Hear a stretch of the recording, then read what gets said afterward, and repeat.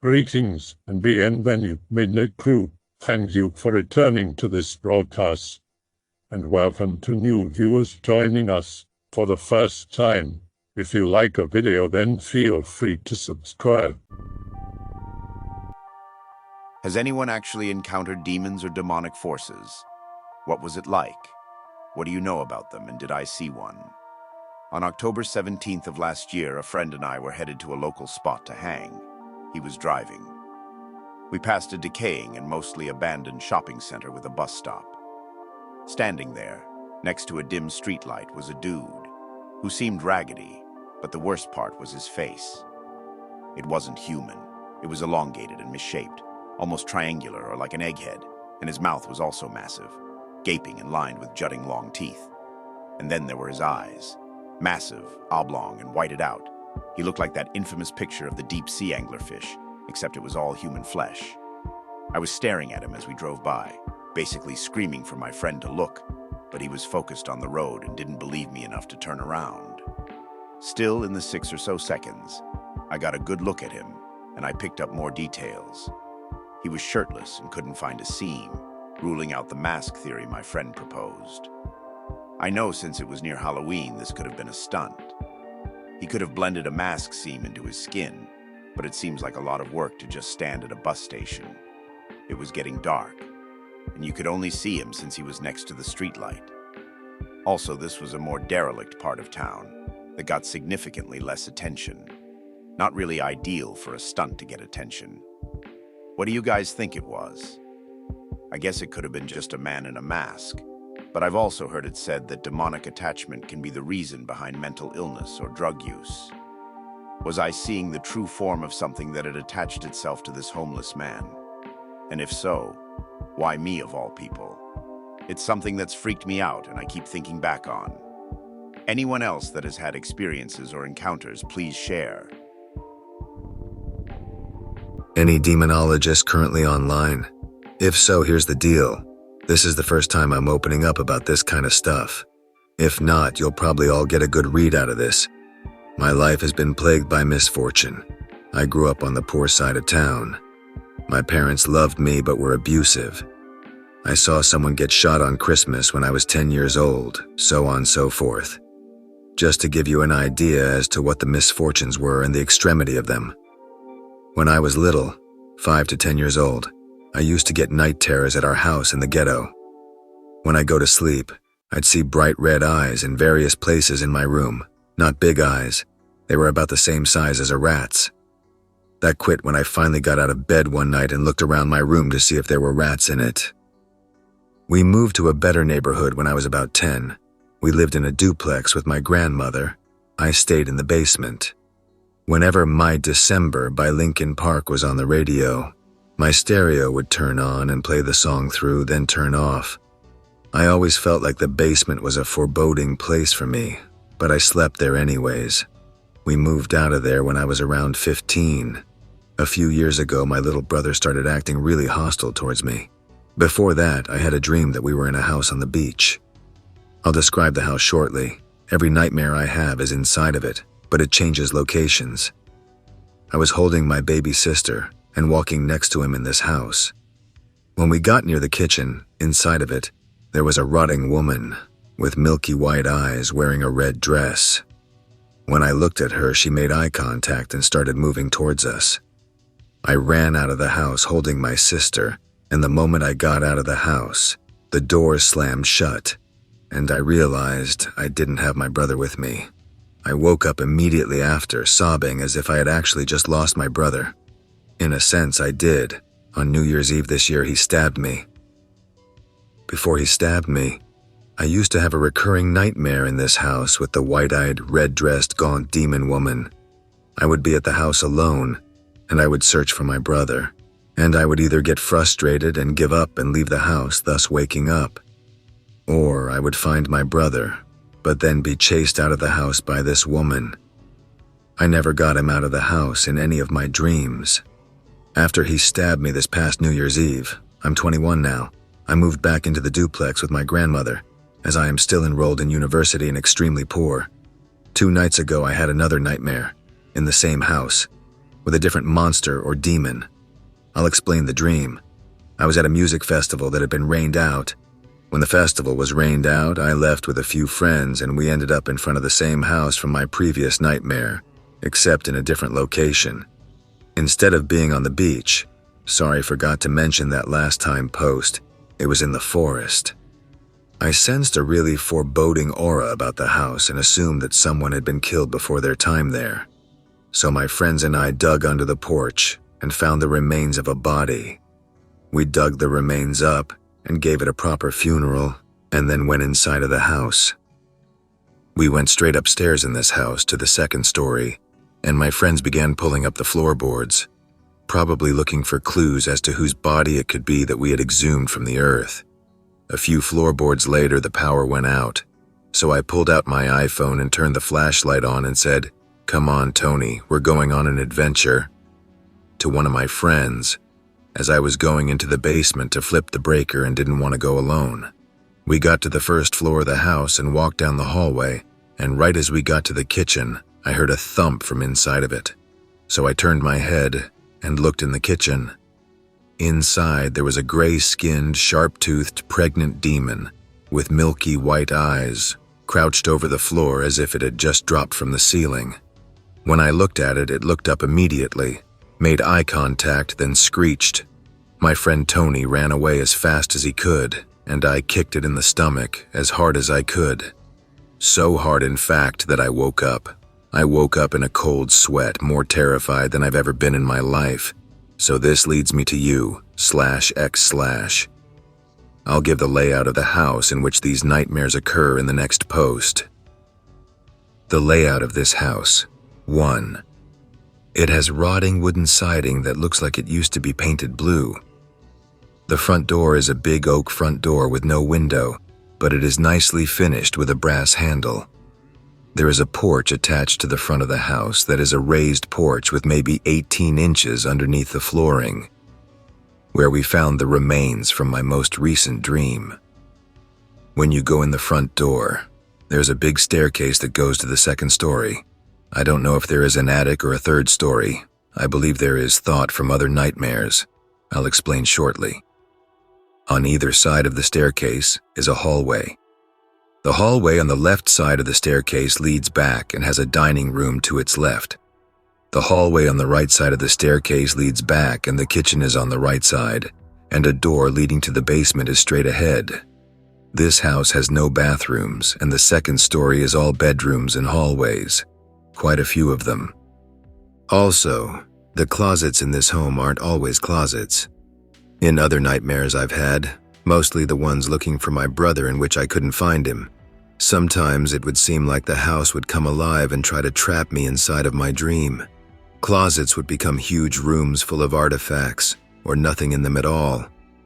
Or they would be portals to other parts of the house. Sometimes the floor would move and try to crush me as well. I would say that about half of the dreams I've spent in this house were plagued by demons or monsters, like the red-dressed lady, or the white-eyed pregnant demon whose pregnancy I probably terminated. The other half, I was in the house lost, alone, looking for my brother, frantically. Any dream interpreters or demonologists care to give me a helping hand with this? I'm getting a tarot card reading today, and I have a friend searching for a medium to help me. I'm scared/X/. I don't often post here, or on any board, but every time I have, I've had conclusive results, so please, I'm begging for help here. Before I say anything, I want to make it very clear that I'm not a demonologist or any kind of expert. What I'm seeing of your early life seems to be a collection of misfortunate events and a kind of messed-up childhood. No offense intended, of course. You saw eyes in your bedroom. That's probably just an overactive imagination. Nothing that seems to indicate a connection between the events that start to happen as you get older. These dreams seem to be a bit more distressing, mostly due to the recurring nature of them and the fact that they have recurring themes. Your brother is very central in all of these dreams. Have you ever considered that this dead body in your latest dreams could be your brother? Keep in mind that you were never able to rescue him in your earlier dreams. And this female demon could be the woman that you experienced in the older dreams as well. You need to start looking for links to the dreams, and consider things that could be causing these dreams and the symbolism in them. You never want to jump to conclusions with things like this. Too often, what you think may be paranormal isn't. Also, you never gave any details about why your brother stabbed you. My brother stabbed me on New Year's Eve because he was screaming at our 6-year-old sister. He was 16 at the time. It was 8 a.m. and I'd been at work until 3 a.m. the night before. So I woke up, went downstairs and said to my brother, "Just go to your room and play some 360 or something chill out, dude. She's 6. Nobody screamed at you when you were 6. He flipped shit, tried to fight me. I put him in his place, dragged him up to his room, and then left him there. He came down maybe 15 minutes later, tried to start another fight, and then shoved a knife in my arm. Also, regarding links in my dreams, I don't think that he is the dead woman in the red dress. I think the dead woman in the red dress may have been the same demon as the one in my most recent dream. The pregnant demon with the gray skin, sharp teeth, and white eyes. Another thing I forgot. I can lucid dream. I have lucid dreams almost every night. I have complete control over my own dreamscape except in these nightmares. I am totally earthly bound in them. It's like a real-life RPG. I can walk, talk, and jump. And they feel very real, but I can't just change the dream or get out of it like I can with other dreams. I have to fight through till the end of that dream. It's like that house is some sort of dream lock. I want to know more about this body, the funeral, and the possible link between the body and the demon. Is there anything, any details at all you can give me that might explain a link between them? Similar features? Anything about the dead body? Anything next to her when you unburied her? What kind of funeral did you give her? Also, if you think they're linked, how can you explain why the demons seem to be pregnant? One thought I had about the house was that it's somehow an older, more decrepit version of the house in your younger dreams. Think that's possible? I know it's in a different location, but dreams work in strange ways. The remains were all bone, no flesh on them at all. I don't remember if it was a male skeleton or female. All I remember was that it was tragic digging them up. The funeral itself was nothing special, just my friends and I making a coffin and putting the bones in it, respectfully and sorrowfully. I think that either these were the same demon, or 2 female demons that are collaborating. The first demon was decrepit, dead, but still animated. The one from my more recent dream definitely seemed pregnant, because it had a round belly, and you know in a dream, how when you just know something, that's how it felt. That demon had a watermelon-sized lump on its belly, and I just knew it was pregnant. When it screeched at me, I kicked it in the stomach. And the siding was more decrepit, yes, but the inside of the house was dusty but well-conditioned. Kicking a pregnant demon in the stomach. That's great. Sounds like some shit that Duke Nukem would do. Scout here. I don't post here often. I've sort of told this story once over there, but I think it fits more here and I'll go more in depth. Wish I were making this shit up. Be me, around 12. Lived in the woods where my dad managed a camp. The group wants to backpack. Dad offered to guide and asked if I wanted to go. I knew the trail he was taking them down, so I happily obliged. Fast forward to the trailhead with the group. We start, making decent time. Trail is easy mode, but these are city kiddos, so they feel accomplished. Whatever .jpg. Everything is going fine except for this one kid who keeps following me. Just sort of latches onto me from the beginning of the trip, being a creep in general. He's a known occultist, and was playing with some sort of spell or something in the bus on the way to Trailhead. Think nothing of it until we're setting up camp. Pretty sight, middle of Aspen Grove in a clearing. Puts his tent directly across from mine, like uncomfortably close. What the fuck, .jpg, eat dinner and forget about it. He didn't eat anything. As a matter of fact, he didn't eat all the 2 or 3 days we were out there. Fast forward to sleepy time. Wake up around 3 o'clock. Something feels off. Start to sit up to stretch. I can't. There's something on top of me. I start to panic when I realize I can't breathe. I can feel its hand covering my mouth. It begins to push harder into my chest. I feel like I'm being swallowed by the earth as it shoves its knees or whatever down onto my lungs and its hands into my mouth. Desperately trying to scream for help, but obviously nothing is getting out past its hands. Finally accept my fate and beg God to let me die. It lets up after my prayer. It just vanishes. Jump out of my sleeping bag and unzip tent as fast as I can, scared shitless. Run downhill to my dad's bivvy, try and explain what just happened. He writes it off as sleep paralysis or something. I just accept that and go back to bed. Next day, we decide to play hide-and-go-seek in a nearby meadow after breakfast. A heavy feeling of dread or fear or something sets on me starting that morning. I'm obviously much more familiar with my surroundings than the rest of the kids. Take advantage of a hollowed-out fell pine I knew of on the far side of the meadow. Hiding there for a while when suddenly I begin to hear a choir sing. I thought maybe it was just some animal I was unfamiliar with. It happened again. Sounds like some sort of hymn. I'm from a religious family, so I know some words. 2 consonant and 1 dissonant notes, clear as day. My face when I hear this 3 times throughout the day. My face when no one knew what I was talking about when I asked them about the sounds.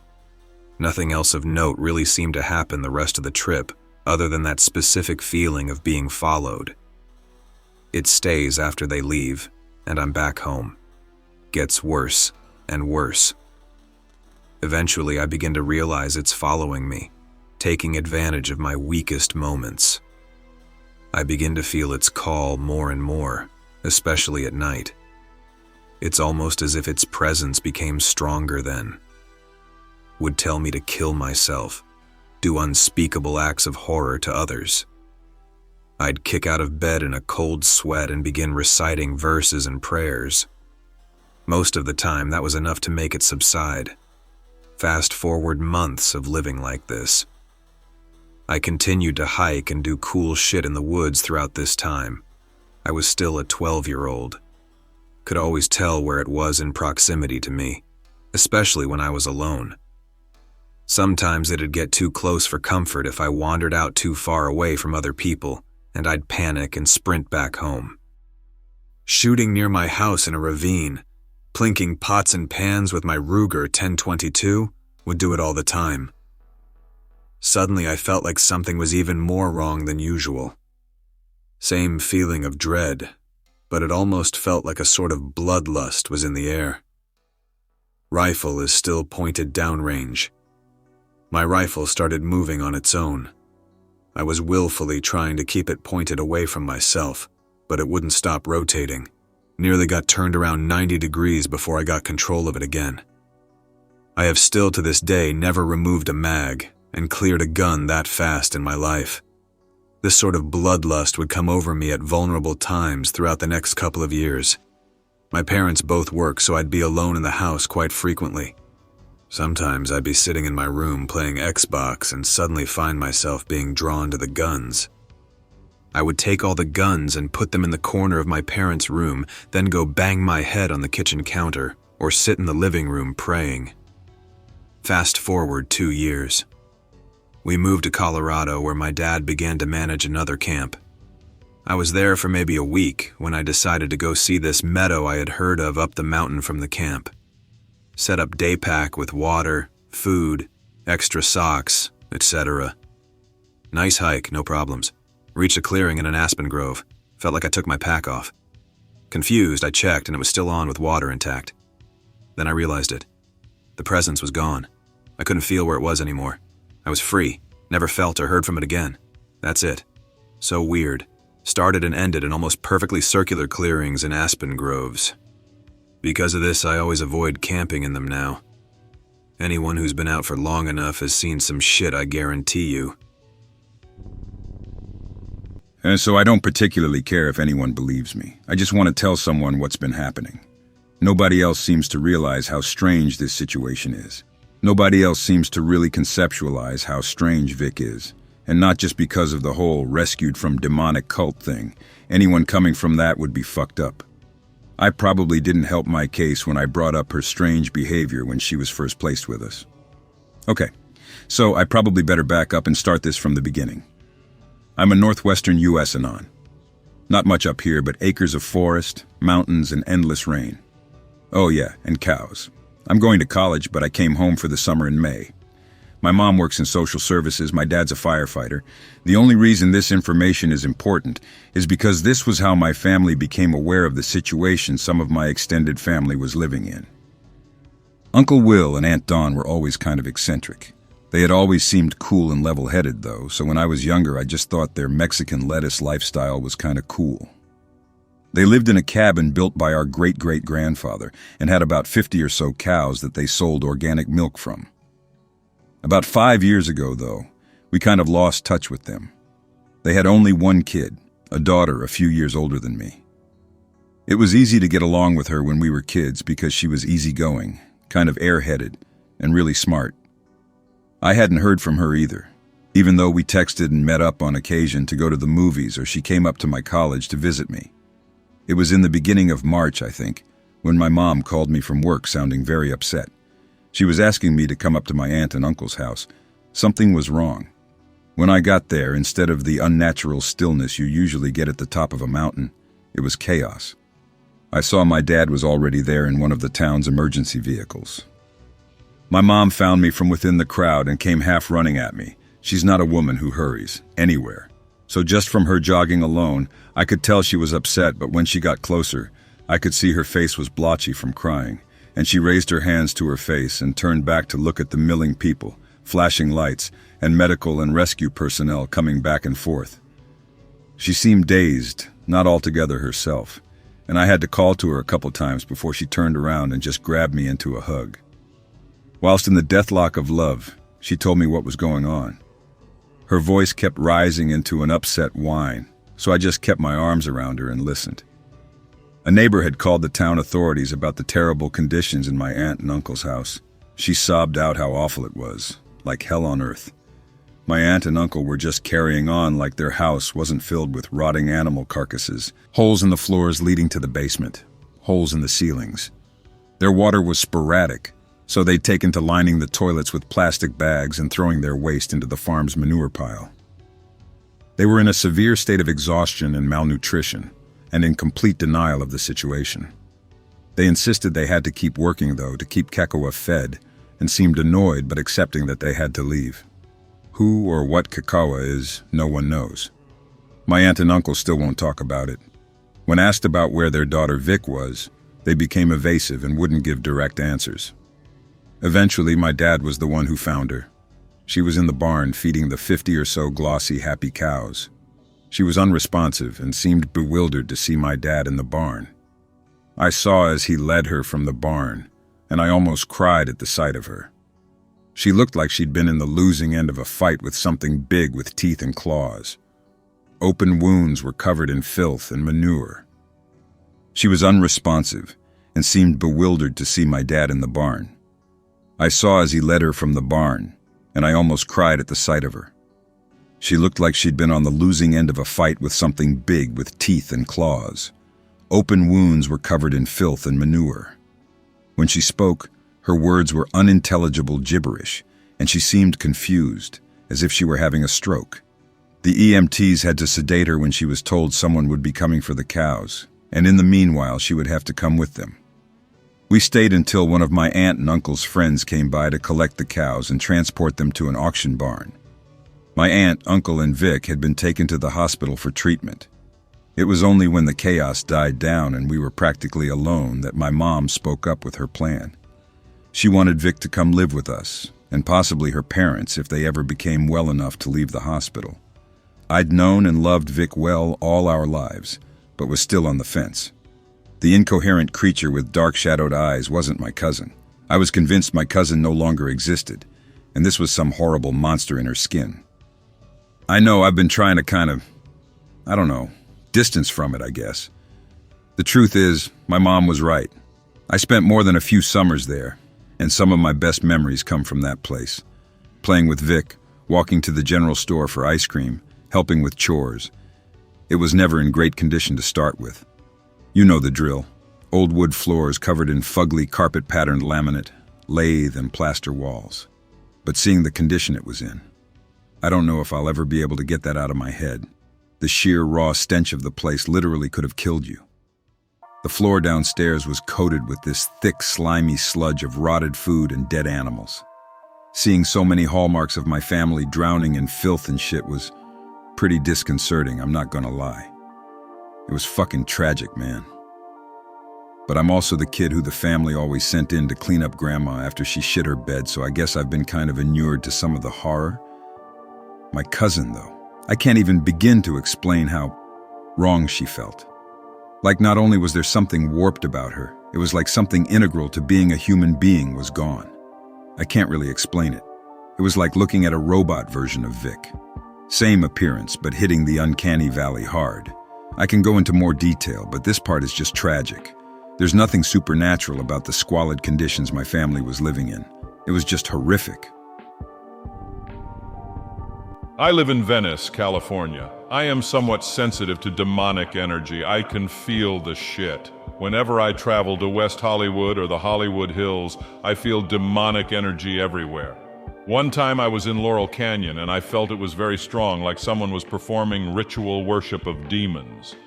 The next day it was all over the news that severed human hands were found in a park near to where I was. I have a friend who was a 32-degree Mason from Texas. He told me he was invited by some local Masons to a ritual they were performing in the Hollywood Hills. When he arrived, he saw they were worshiping Canaanite demons, so he left. He reported them to a Masonic authority in Texas, and they were banned from the lodge. I believe people are regularly worshiping demons in the Hollywood area. I do not doubt human sacrifice is performed in exchange for power and wealth. The energy saturates Los Angeles, but especially Hollywood. It is like a large gateway has been opened and thriving for decades. The demons seem to be swarming of the doorway and feasting on the degeneracy, the sacrifices, and the horrible suffering. Much of the degeneracy pushed on society through Hollywood is influenced by these demons. They enjoy destroying and degrading human society. I suspect many high-ups in the entertainment industry are influenced and or involved. This warning, this shit is real. I hope that you enjoyed tonight's broadcast. If you enjoyed tonight's story, then please subscribe to the channel as more Greentext will appear daily. A new broadcast will appear when the clock strikes midnight Central Time.